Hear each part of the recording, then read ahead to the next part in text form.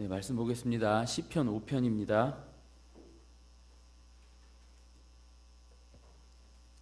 시편 5편 1절부터 12절까지.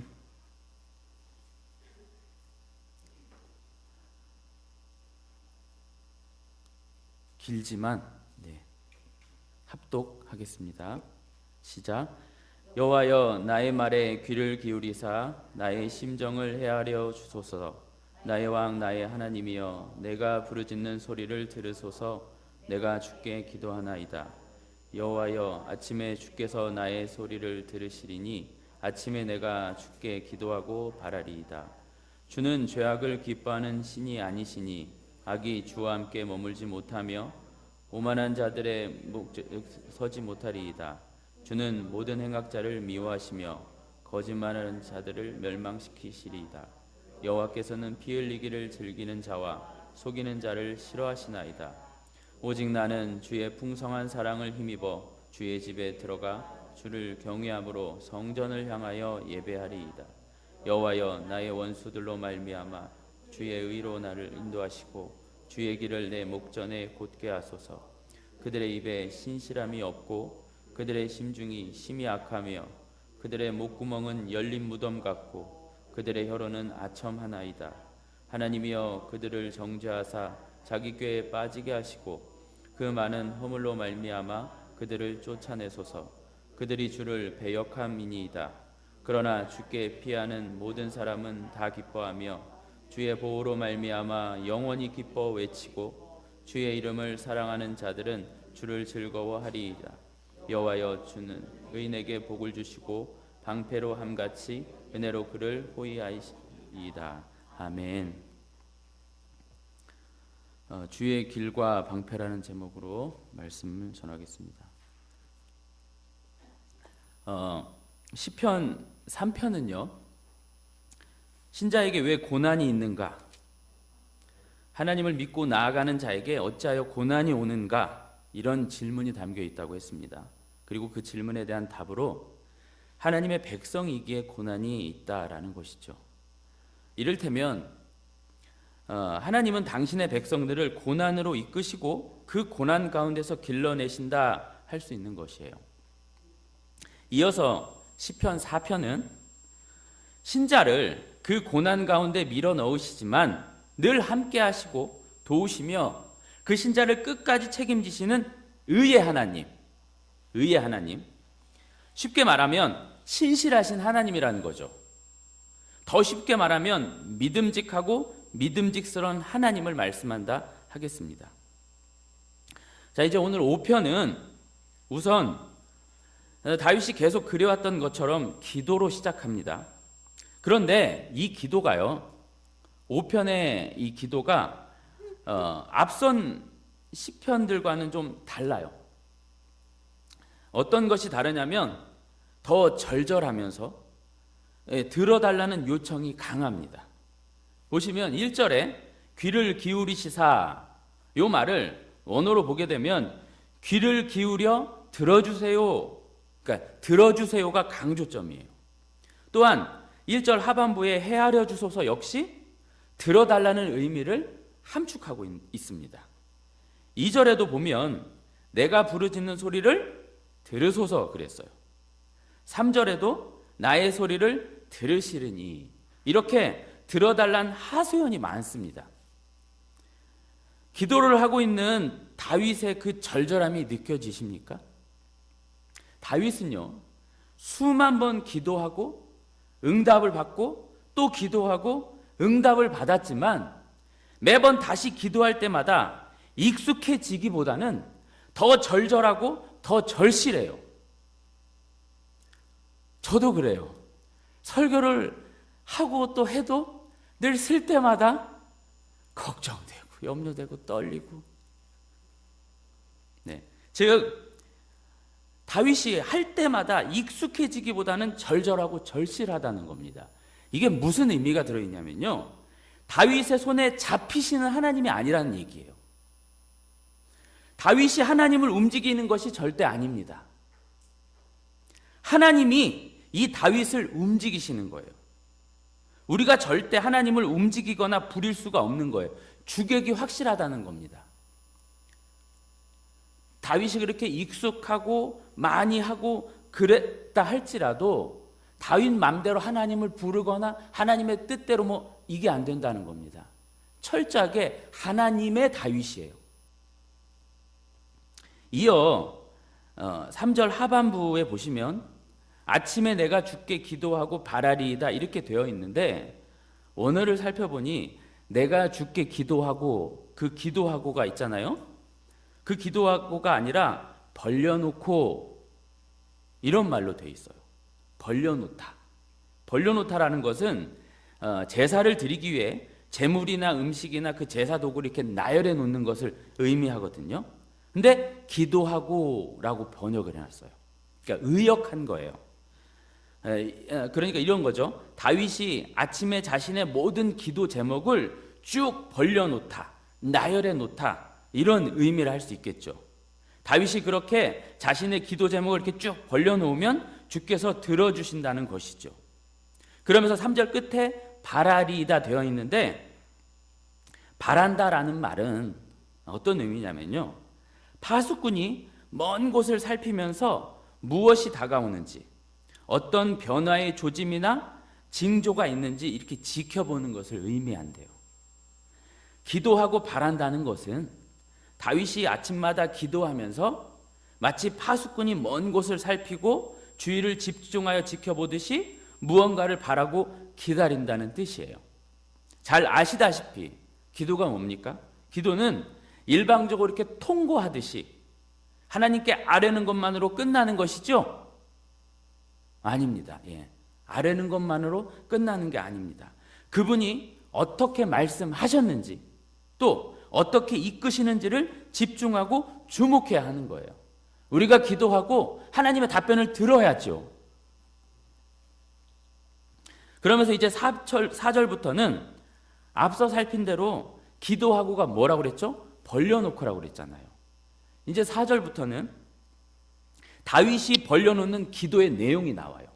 이제 본격적으로 기도의 제목, 기도의 내용들이 나열됩니다. 어떤 기도를 나열했는지 한번 보자고요. 4절부터 6절까지를 일단 끊어보게 될 텐데 우리가 한번 읽어보겠습니다. 4절부터 6절 시작. 죄악을 기뻐하는 신이 아니시니 악이 주와 함께 머물지 못하며 오만한 자들이 주의 목전에서 서지 못하리이다. 주는 모든 해각자를 미워하시며 거짓말한 자들을 멸망시키시리이다. 여호와께서는 피 흘리기를 즐기는 자와 속이는 자를 싫어하시나이다. 무엇이 부각되죠? 어떤 내용이 부각됩니까? 죄악, 악, 오만한 자, 행악자, 거짓말, 피 흘리고 속이는 자 이렇게 유사한 의미들의 그 단어들이 부각이 돼요. 그리고 하나님은 이런 자를 뭐 하신다고요? 미워한다, 싫어하신다 그래요. 다윗이 기도하면서 본격적으로 나열하는 것, 아뢰는 것이 뭐냐면 하나님이 무엇을 싫어하시는가 이것이에요. 이 나열된 단어들은요. 앞선 시편 1편부터 4편에 이르기까지 고루 등장했던 단어들이에요. 1편 1절에서 뭐라고 그래요? 악인, 죄인, 오만한 자가 나왔었고요. 시편 2편에서는 그야말로 하나님을 대적하는 자들의 오만한 모습이 보여졌어요. 3편에서는 피 흘리기를 좋아하는 자들의 모습이 언급되었고 지지난주 4편에서도 특히 2절 인생들아 어느 때까지 나의 영광을 바꾸어 욕되게 하며 헛된 일을 좋아하고 거짓을 구하려는가. 자 보세요. 다윗은 우선하여 하나님이 무엇을 싫어하는가 이걸 알았던 겁니다. 하나님의 어떠하심 중 하나님이 싫어하시고 미워하시는 것이 무엇인지를 너무도 잘 아는 다윗이었어요. 자 그런데 이런 고민이 있어요. 다윗은 왜 하나님이 싫어하시는 것을 먼저 말할까요? 왜 이렇게 부정적인 면, 소극적인 차원을 우선하여 말하는 것일까요? 예컨대 4절에 보시면 주는 죄악을 기뻐하는 신이 아니시니 그랬죠? 이것보다는 주는 선을 기뻐하는 신이시니 이렇게 하는 것이 낫지 않을까요? 좀 긍정적이잖아요. 또 악이 주와 함께 머물지 못하며 역시 선이 주와 함께 머물며 이렇게 말하는 것이 보다 낫지 않을까요? 그런데 왜 이리 부정적으로 소극적으로 말했을까요? 자, 그건 여러분 이 세상과 사람들을 보면서 뭐 과거나 지금이나 동일하지만요. 이 세상과 사람들을 보면서 하나님이 과연 여러분 기뻐하실 것이 많겠습니까? 아니면 그러지 못한 것이 많겠습니까? 하나님이 보시기에 말이에요. 인간이 범죄함으로 말미암아 세상은, 인간을 포함한 세상은 하나님이 보시기에 어때요? 좋지 못해요. 하나님께서 싫어하신 바가 돼버린 세상입니다. 하나님이 세상을 이처럼 사랑하사? 이거 아니에요. 하나님은 세상을 긍정하지 않습니다. 하나님께서 세상을 긍정하시고 뭐 기대하시고 나쁘지 않게 보신다면 세상을 굳이 멸망시키실 필요가 없겠지요. 요거 잘 회복하거나 요거 어떻게 잘 수선하고 다듬어서 만들어 놓겠죠. 그렇지만 하나님 분명히 이 땅은 없어진다고 그랬어요. 하나님은 세상을 긍정하지 않습니다. 이건 예수님을 믿는 우리 역시 마찬가지예요. 우리의 어떤 모습이 하나님이 기뻐하시고 좋은 모습이 될까요? 아니, 우리는 하나님께서 좋아하시고 기뻐하실 모습이 많을까요? 아니면 그렇지 못한 모습이 많을까요? 참 많이 고민해야 될 부분입니다. 다윗이 하나님에 대해 인식하는 바는 우리보다 깊고 철저합니다. 그는 하나님의 마음이 어떨지를 너무도 잘 알았어요. 그래서 다윗의 별칭이 뭐예요? 하나님의 마음에 합한 자라고 하지 않습니까?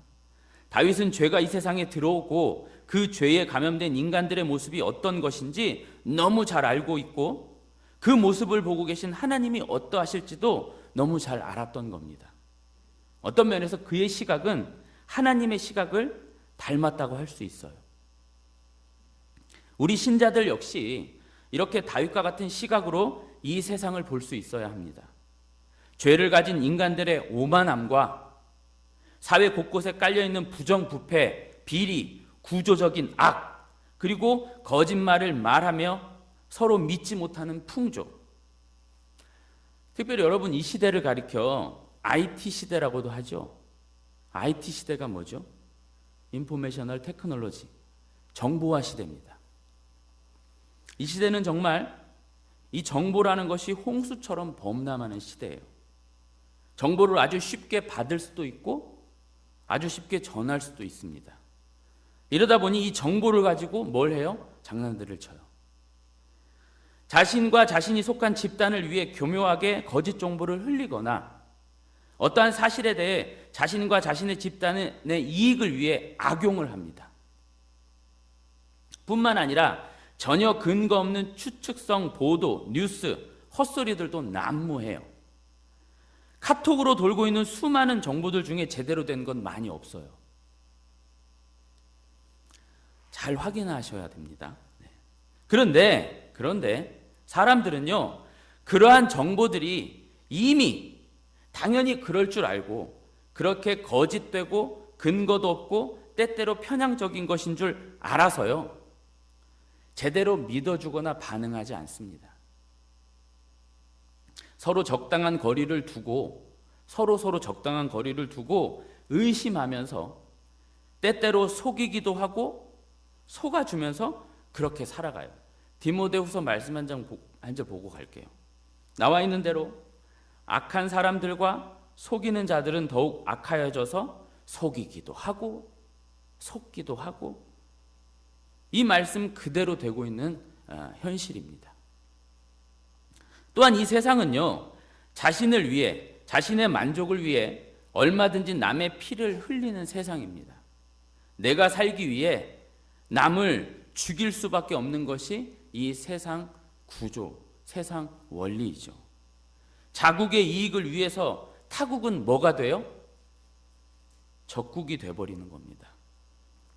우리나라와 일본과의 관계도 크게 다르지 않아요. 과거사 문제, 그로 인한 불매운동. 여러분 어떻게 생각하세요? 사실 우리가 칼만 안 들었을 뿐이에요. 뭐가 달라요? 다윗은 이런 악함을 보고 있었고 하나님도 세상을 이렇게 보고 계신다는 것을 알았습니다. 그렇다면 이렇게 말한 뒤 일반적으로 어떤 말이 뒤따라오게 될까요? 세상은 그렇지만 나는 그렇지 않습니다. 이런 정도의 전개가 되어야 맞을 겁니다. 어떤지 한번 보겠습니다. 7절. 오직 나는 주의 풍성한 사랑을 힘입어 그랬는데 원문에 보니까 오직이라는 말은 없더라고요. 오직이라는 말보다 그러나라는 접속사가 하나 있었는데 그 그러나를 오직으로 바꿔놨어요. 잘 번역한 거예요. 네. 그러나보다 더 좋은 말 오직 나는 주의 풍성한 사랑을 힘입었습니다. 이렇게 해놨어요. 앞서 다윗은 세상이 아주 엉망입니다. 사람들이 다 악합니다. 하나님은 이런 것들을 싫어하시지요. 이랬는데 그 뒤로 그러나 오직 나는 주의 그 풍성한 사랑, 은혜, 헤세드 그 사랑을 입었네요. 이렇게 말하고 있는 거예요. 자, 중간에 무슨 말이 빠진 것 같지 않으세요? 무슨 말이 빠졌을까요? 세상은 악합니다. 그러나 나는 은혜를 입었네요. 뭐가 생략된 것 같지 않으세요? 뭐가 빠졌을까요? 그 엉망인 세상과 악한 사람들 중에 누구도 포함이 돼요? 다윗 자신도 포함이 되지요. 다윗이 자신은 다르다고 하지 않아요. 나는 저들과 다릅니다. 이런 말 안 해요. 자신은 깨끗하고 자신은 하나님 보시기에 훌륭하고 자신은 칭찬받을 만하다? 그러지 않아요. 네, 역시 저는 하나님의 마음에 합한 자 아니겠습니까? 이래요? 안 그래요. 그러지 않아요. 오직 저는 주의 풍성한 사랑을, 넘치는 사랑을 입었습니다. 라고만 해요. 다윗은 자신의 죄를 모르는 자가 아닙니다. 그 누구보다 자신이 악하고 나쁘고 교활한 자라는 것을 알아요. 자신의 죄를 낱낱이 밝히기조차 부끄러운 자라는 것을 그 다윗은 알아요. 다윗은 앞서 말한 죄된 세상과 죄된 인간들의 모습, 하나님이 싫어하시는 그 모습을 나열하면서 그 속에 자신도 있다는 사실을 피력한 거예요. 거기에 나도 있습니다. 그러나 그가 이렇게 말하면서도 더 말하고 싶었던 것은 무엇이냐면 그 죄를 넘는, 그 죄인을 덮는 하나님의 사랑과 은혜, 자신에게 부어진 그 은혜를 고백하고 싶었던 겁니다. 그러나 저는 은혜를 받았네요. 이렇게요. 자기가 앞서 말한 그 세상과 전혀 다를 바가 없는 자신, 본인이지만 그런 자에게 부어진 그 은혜와 사랑, 그것이 얼마나 큰지를 지금 찬송하고 있는 거예요.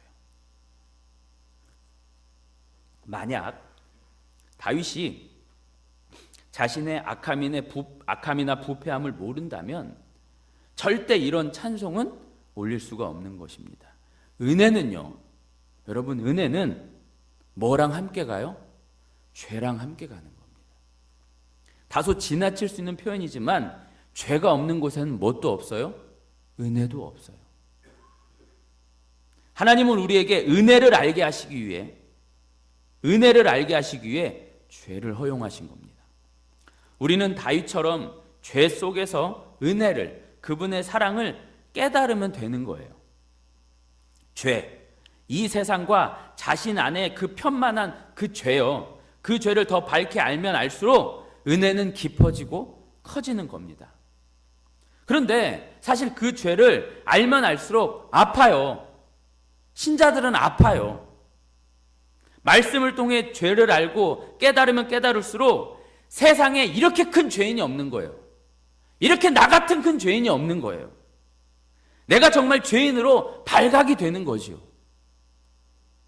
하지만 오늘 다윗은 그것보다 더 큰 것이 뭐라고요? 그런 너를 내가 내 사랑으로 품었다, 덮었다, 그겁니다. 그 은혜, 그 사랑. 자, 오직 나는 주의 풍성한 사람을 힘입어. 여기까지 살폈고요. 그 뒤에 있는 주의 집에 들어가 주를 경외함으로 성전을 향하여 예배하리이다. 이렇게 되어 있는데, 여러분, 주의 집은 뭐고 성전은 뭐예요? 다윗 당시에 성전이 있었어요? 네, 성막이겠죠. 근데 굳이 성전이라고 했어요. 여러분, 무슨 뜻이 담겨 있을까요? 아마도 여기서 말하는 주의 집은 뭐죠? 성막이겠죠. 그리고 성전은요, 성전은 참 성전으로 오실 그 메시아 예수님을 말한다고 하면 제가 너무 비약하는 걸까요? 주의 집, 그 성막에서 솔로몬에 의해 건축될 그 성전, 자신의 아들에 의해서 건축될 그 성전, 그러나 그 솔로몬 성전의 화려함이나 거대함보다 더 크고 영광스러운, 그것과 비할 바가 못 되는 그 영광스러운 참 성전이신 예수 그리스도, 바로 그분을 향하여 예배한다는 것이라 하면 제가 너무 오버하는 것일까요? 여러분, 다윗은 신약 사람이에요? 구약 사람이에요? 구약 사람이죠. 그런 그가 메시아로 오실 예수님을 알았을까요? 몰랐을까요? 다윗은 예수님을 봤을까요? 못 봤을까요? 한 절만 보고 가겠습니다. 자, 마태복음 22장 43절에서 44절 이렇게 나와 있어요. 이르시되 그러면 다윗이 성령에 감동되어 어찌 그리스도를 주라 칭하여 말하되 주께서 내 주께 이르시되 내가 내 원수를 내 발 아래 둘 때까지 내 우편에 앉아 있으라 하셨도다 하였느냐? 예수님이 물으신 거예요, 바리새인들이.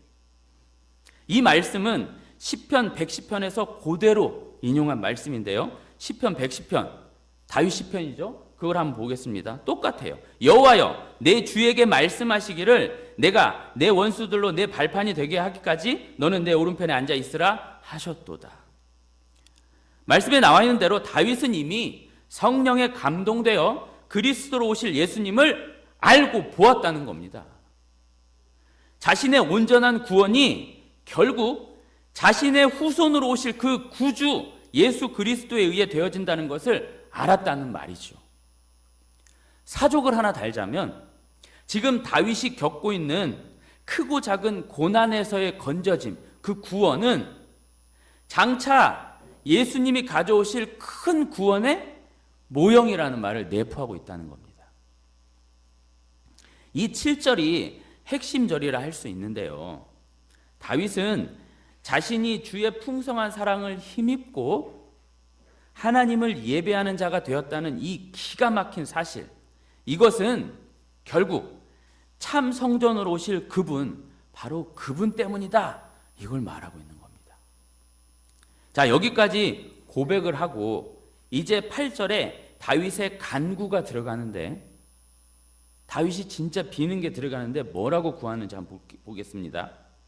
여호와여, 나의 원수들로 말미암아 주의 의로 나를 인도하시고 주의 길을 내 목전에 곧게 하소서.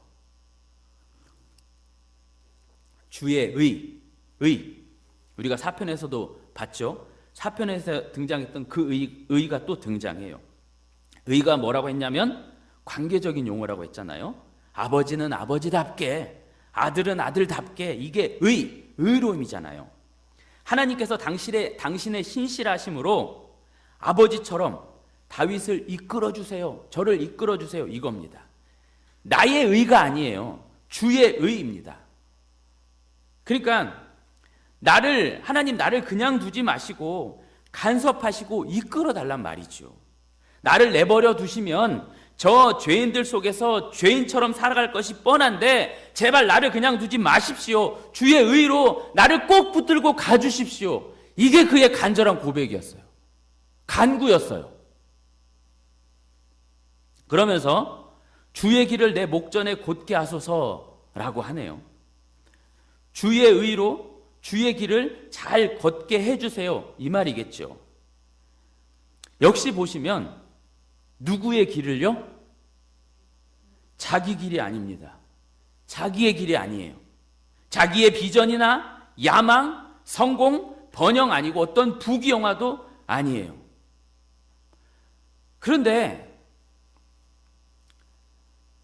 그렇다고 하더라도 지금 다윗의 삶이 그렇게 녹록합니까? 안 그래요. 다윗은 어떤 면에서 아니 먹고 살기는 좀 해주십시오. 좀 숨 좀 쉬게 좀 해주십시오. 나를 조금만 좀 놔주십시오. 이럴 수 있어요. 그런데 희한하게 다윗은 그런 거 구하지 않아요. 그런저런 자기의 길이 다윗에게는 없어요. 자기의 길이 다윗에게는 없다니까요. 자기의 길뿐만 아니라 자기가 없는 자가 바로 이 다윗이라고 할 수 있어요. 그런 다윗이 제발 주의 의로 주의 길을 잘 걸어가게 해주세요. 이렇게 구합니다. 다른 것을 구하지 않고 주의 길을 구해요. 주의 길. 그럼 주의 길은 뭘까요, 대체? 주의 길은 뭐예요? 여기 주의 길을 내 목전에 곧게 하소서 이 말은요, 주의 길을 내 눈앞에 훤히 드러나게 해주세요. 이 말이거든요. 근데 주의 길을 내 눈앞에 훤히 드러나게 해주세요. 이 말과 아주 유사한 말이 4편에 등장해요. 몇 절일까요? 6절에 있어요. 6절. 여호와여 주의 얼굴을 들어 우리에게 비추소서. 이 말입니다. 4편에서도 5편에서도 다윗이 구하는 것은 크게 다르지 않아요. 여기서 이거 구하고 저기서 이거 구하고 그러지 않아요. 4편에서도 5편에서도 다윗이 구하는 것은 그 하나님입니다. 하나님. 그 하나님을 꼭 붙들고 사는 것, 이것 구해요. 그는 그분께 이거 해달라 저거 해달라 그러지 않아요. 그저 당신만 있으면 됩니다. 내가 더욱 주님을 깊이 알고 그 주님을 보며 나아가게 해주십시오. 이게 그의 처절한 간구였어요. 어떤 면에서 우리는 복을 주시는 하나님은 제껴놓고 복을 주시는 하나님은 놓치고 그 하나님께서 주시는 복에만 혈안이 되어 있지는 않는가 싶어요. 정작 우리가 구해야 할 것은 그 하나님인데 그 하나님은 됐고 당신은 내게 복이나 좀 주십시오. 이러고 있는지 몰라요. 중요한 것은 그 하나님이지 그 하나님께서 주시는 복이 아니라 이겁니다. 그래서 호세아가 뭐라고 그래요? 여호와를 알자. 힘써 여호와를 좀 알자. 뭘 자꾸 와서 빌고 자시고 그래. 응? 호세아가요. 예, 호세아가.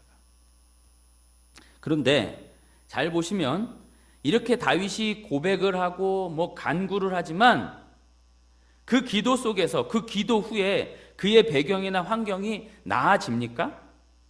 오늘 본문만 봐도요. 나아지기는커녕 더욱 심하면 심했지 조금도 누그러들지 않아요. 9절에서 10절을 보시면 앞선 4절부터 6절까지의 이렇게 반복인데요. 단순 반복이라고 하기보다는 어때요? 4절부터 6절까지가 세 보이세요? 아니면 9절에서 10절이 세 보이세요? 9절에서 10절이 더 강렬해 보여요. 9절. 그들의 입에 뭐가 없어요? 신실함, 신뢰가 없고 또 심중, 마음속이 심히 악하대요. 모든 만물보다 부패하고 거짓된 것이 뭐라고요? 인간의 마음. 그러면서 그 유명한 말씀, 그들의 목구멍은 뭐요? 열린 무덤 같고, 이게 이 말씀이 어디서 나오죠? 그렇죠. 로마서에 나오죠. 로마서에서 인용을 하고 있잖아요, 바울이. 무슨 말이냐면 목구멍 안을 들여다보니 뭐 같다고요? 무덤. 시체가 썩어 있는 그 무덤 같다는 겁니다. 그 목구멍 안을 들여다봤더니 썩고 부패한 시체가 있더란 말이에요. 그러면서 그들의 혀로는 아첨한대요. 아첨의 사전적인 의미를 봤더니 부드럽게 말하다, 매끄럽게 말하다, 두 가지로 말하다, 뭐 이렇게 되어 있어요. 그러니까 썩어 부패하고 있는 시체가 시체답지 못하게 안 그런 척 부드럽게 살살거리면서 예쁜 말, 포장한 말, 과장스러운 말, 그런 걸 한다고 그래요. 누가요? 세상이요. 이게 세상의 모습이에요. 성도가 보기에 세상의 모습은요, 가면 갈수록 더 악해지면 악해졌지 좋아지거나 나아지거나 밝아지지 않아요. 그리스도의 무슨 푸른 계절이니 후천년설, 그건 다 잘못된 거예요. 여러분, 어차피 하나님은 세상 접는다고 하셨어요.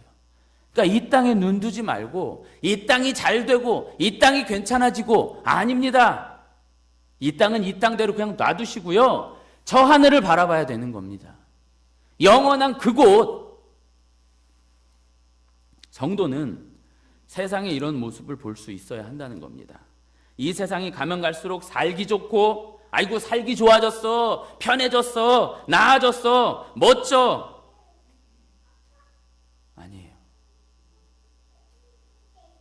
세상이 가면 갈수록 그렇게 살기 좋고 멋지고, 그래서 더 살고 싶은 세상, 더 있고 싶은 세상, 더 기대가 되고, 하루라도 더 살고 싶은 세상, 이게 맞아요? 물론 그럴 수 있어요. 그럴 수 있어요. 하지만 성경은 아니라고 해요. 더 있고 싶은 세상이 아니라 어서 발을 떼야 하는구나, 여기서 나가야 되는구나, 이렇게 인식이 되어야 한다는 겁니다. 물론 개인차가 있어요. 그리고 이런 속에서도 왕왕 기쁨과 감탄과 감사는 있기 마련입니다. 그러나 오늘 본문에서는 악한 세상으로 묘사하고 있어요. 성도가 늘 그렇게 죽으면서 살 수는 없어요. 못 살아요. 그럼 이 더러운 세상, 못 살 세상, 곧 멸망할 세상, 아니 그렇게 못 살아요. 성도는 그렇게 안 됩니다.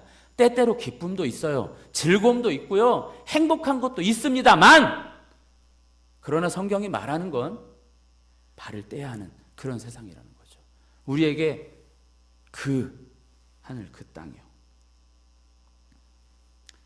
만약 우리가요, 이러한 세상을 지금 다윗이 보고 있는 것처럼, 또 오늘 성경이 말하고 있는 것처럼 보고 있지 못하다면요, 어쩌면 우리는 죄에 너무 무뎌지고 또 이 죄된 세상에 대해 민감하지 못한 것일 수 있어요. 무서운 얘기를 하는 겁니다, 여러분. 여러분, 세상이 우리를요, 뭐 무섭게 하고 깜짝 놀라게 하고 막 우리가 알아차릴 수 있게끔 이렇게 우리를 올가매고 잡아가고 그럴까요?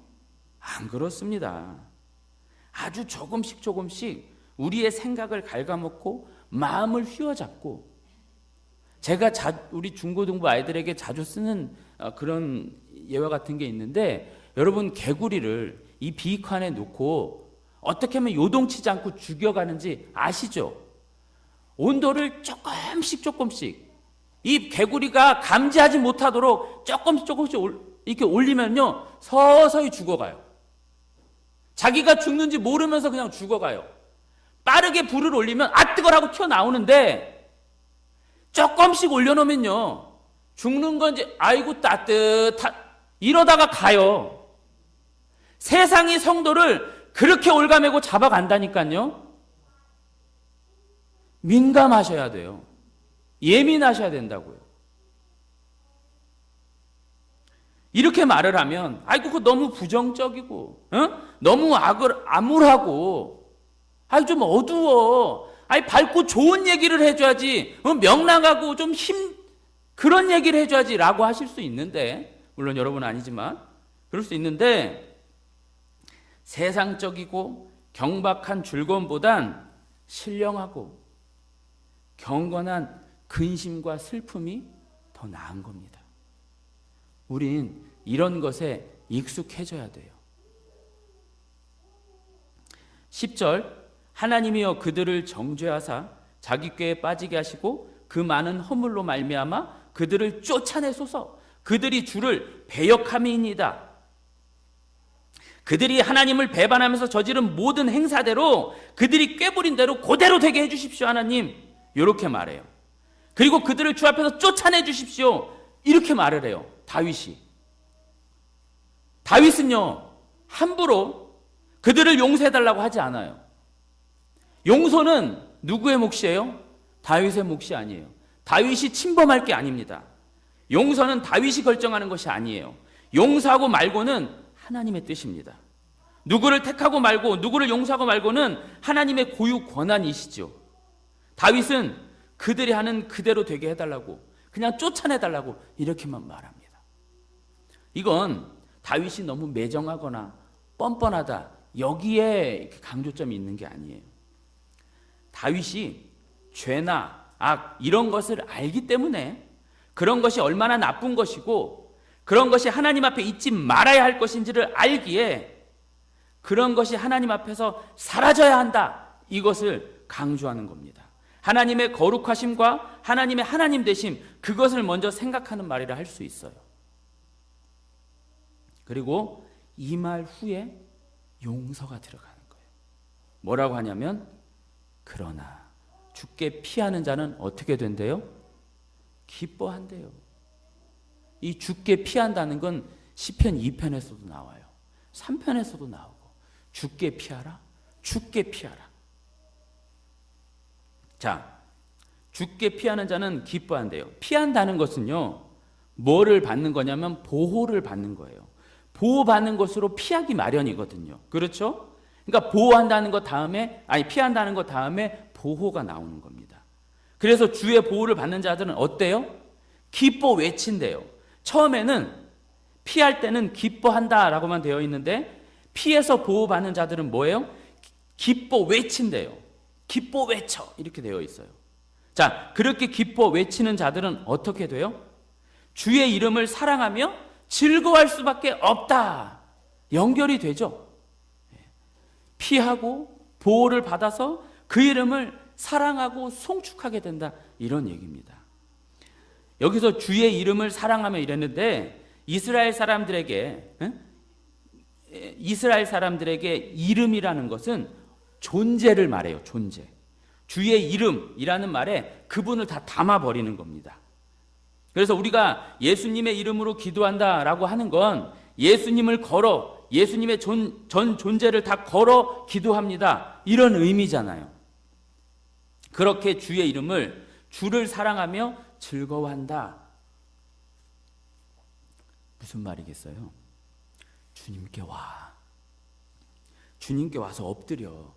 살려면 그것밖에 없어. 그분께 와, 이거지요. 그게 용서받는 길이라 이거고, 크게 사는 길이라 이겁니다. 그러면서 12절, 하나님은 이런 자들, 어떤 자들이에요? 이렇게 하나님께 피하고 보호를 구하는 자들, 그래서 주의 이름을 사랑하는 자들, 이들이 뭐예요? 이들이 의인이에요. 다른 게 의인이 아닙니다. 뭐 대단한 거하고 유명한 거고 그런 게 아니에요. 주님을 알고 그분께 피하는 게 은혜예요. 우리 하나님께 우리가 뭐 해드릴 게 없어요. 그분은 충만하신 분이에요. 오히려 우리가 그분께 나아가 받아야 된다니까요. 나 좀 살려주세요 하고. 그렇게 피하고 보호를 구하는 자들, 그래서 그분을 알고 사랑하는 자들, 이것이 의인이다, 이거죠. 그리고 하나님은 이런 의인들을 뭐 하신다? 방패로, 은혜로 보호하신다, 이겁니다. 그런 자들만 방패로, 은혜로 호위해 주신다, 이거예요. 오늘 설교 제목이 주의 길과 방패입니다. 주님은요, 하나님은 그 주의 길을 알고, 자기의 길이 아닌 주의 길을 알고 그 길을 가려 하고 그분을 따르는 자, 그 자를 귀하게 보세요. 아니, 그런 자가 이미 의인이라는 거죠. 그렇게 주를 사모하며 주를 따라가려는 자, 주를 구하는 자, 그 자가 하나님이 택하시고 구원하신 의인, 하나님의 자녀라 이겁니다. 하나님은 바로 그런 자의 방패가 되시는 하나님이에요. 에둘러 모든 이의 하나님, 모든 일을 다 지키시는 방패 아니란 말이에요. 하나님은 이 세상에 조금도 관심이 없으세요. 하나님의 관심은 세상이 아니라 당신의 백성, 그 의인들입니다. 하나님은 바로 그 의인들의 방패가 되시는 거예요. 우리의 방패지 세상의 방패가 아니라 이 얘기입니다. 이 땅을, 세상을 아직까지 놔두시고 섭리하시는 건요, 그들을 이뻐하셔서, 그들을 사랑하셔서가 아니라 우리 때문이에요. 하나님의 백성 때문입니다. 마지막 하나님의 백성이 이 땅을 떠나면 그 즉시로 이 땅은 끝이에요. 그 마지막 하나님의 백성 때문에 이 땅을 보호하시고 유지하시고 보존하시는 것뿐이에요. 물론 그게 누군지는 모르죠.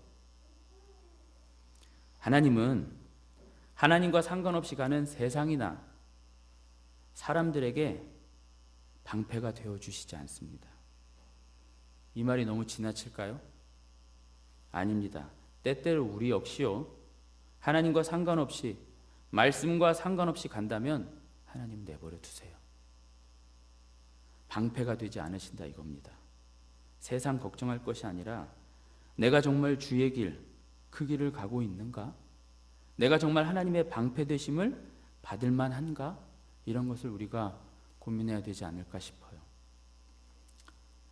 신앙의 깊이라는 건 자신을 과시하고 세상과의 다름을 드러내며 나의 어떤 우월함, 영적 우월함도 되겠죠. 이런 우월함을 내세우기보다는 가면 갈수록 그렇게 자랑할 만한 것이 없구나.